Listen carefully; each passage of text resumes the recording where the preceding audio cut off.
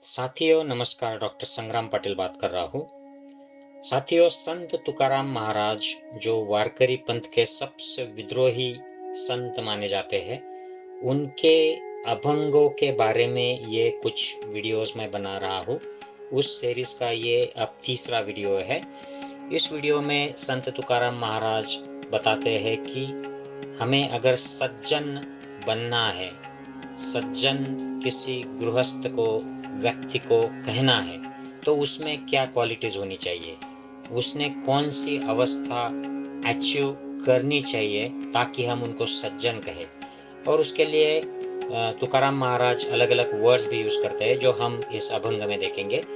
मैं फिर से आपको याद दिला दूं कि अभंग ये छोटी छोटी रचनाएं होती थी मराठी भाषा में। उस वक्त के जो वारकरी पंथ के संत होते थे वो लोगों को प्रेरणादायी और नैतिकता के जो पाठ पढ़ाते थे, इन अभंगों के द्वारा पढ़ाते थे। ये गाए जाते थे गांव गांव में।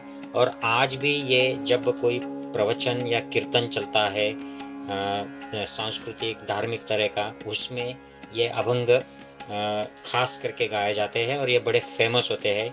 रेडियो टीवी पर भी ये चलते हैं और साहित्य में भी इनका बड़ा प्रभाव इन अभंगों का होता है। तो तुकाराम महाराज इस अभंग में कहते हैं, जेका रंजले गांजले त्यासी म्हणे जो आपुले, तोची साधू ओळखावा देव तेथेची जाणावा। तो ये कहते हैं कि जो भी व्यक्ति रंजले गांजले लोगों को, इसका मतलब है कि जो लोग दुखी है, कष्टी है, पीड़ित है, वो तकलीफों से गुजर रहे हैं, दुखी हो गए हैं, असहाय महसूस कर रहे हैं, उनको जो आपुले कहे मतलब अपने कहे, ऐसे लोगों को हमने साधु मानना चाहिए। और यहाँ तक वो आगे कह देते हैं कि इनको ही हमने देव जानना चाहिए। तो यहाँ पर तुकाराम महाराज का मतलब है कि आपको अगर साधु या देवत्व की जो क्वालिटीज है वो अपने खुद के जीवन में लानी है, तो आपको क्या करना चाहिए। तो आपको ऐसे जो लोग हैं जो दुखी है, पीड़ित है, असहाय है, जिनकी कोई सहायता करने आगे नहीं आ रहा है, ऐसे लोगों को अपनाओ, उनकी सहायता के लिए आगे बढ़ो। तो ये हो गया पहला जो मुद्दा है। आगे वो कहते हैं कि मृदु सबाह्य नवनीत तैसे सज्जनाचे चित्त, त्यासी आपंगिता नाही त्यासी धरी जो हृदय। तो ये दो मुद्दे हो गए कि उनके मन की, चित्त की जो अवस्था है सज्जन की, वो कैसी होती है। तो ये अंतर्बाह्य सदा मृदु होती है। मृदु यानी सॉफ्ट होती है, और जैसे मक्खन होता है, सॉफ्ट होता है, उस तरह इनका जो मन होता है, चित्त होता है, ये सॉफ्ट होता है, वो करुणा से भरा हुआ होता है। तो उनको कोई भी अगर दुखी जरूरतमंद व्यक्ति दिख जाए तो उसके प्रति उनकी करुणा प्रकट हो जाती है, और करुणा से वो उसकी सहायता करने के लिए, उसको मदद करने के लिए आगे आ जाते हैं। ऐसे संत, ऐसे साधु लोग, इनको ही तुकाराम महाराज सज्जन यह शब्द इस्तेमाल करते हैं। और वो आगे कहते हैं, जासी आपंगिता नाही त्यासी धरी जो हृदय, दया करणे जे पुत्रासी तेची दासा दासी, तुका म्हणे सांगू किती तोची भगवंताची मूर्ति। तो ये बहुत बड़ी बात तुकाराम महाराज ने कह दी है।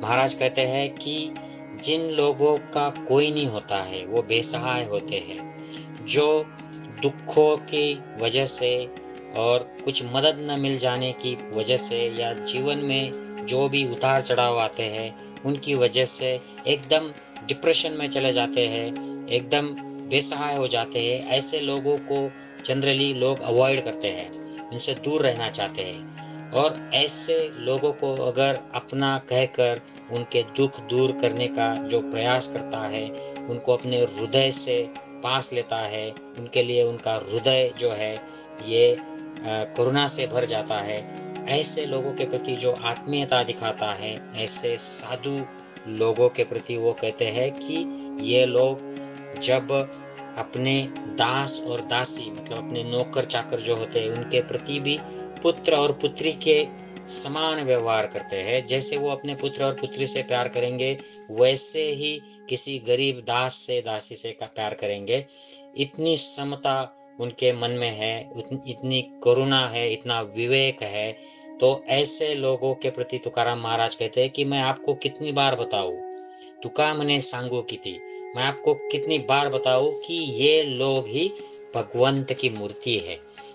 तो साथियों, इसके दो मतलब है।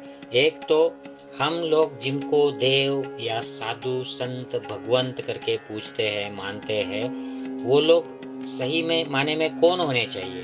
तो ऐसे लोग जो गरीबों की, असहायों की, बेसहायों की सहायता करते हैं और भेदभाव, विषमता को छोड़कर ये सबको समता से गले लगाते हैं, अपने हृदय से उनको ट्रीट करते हैं, कंपैशनेट होते हैं। ऐसे लोगों को हमको भगवंत, देव या साधु कहना चाहिए।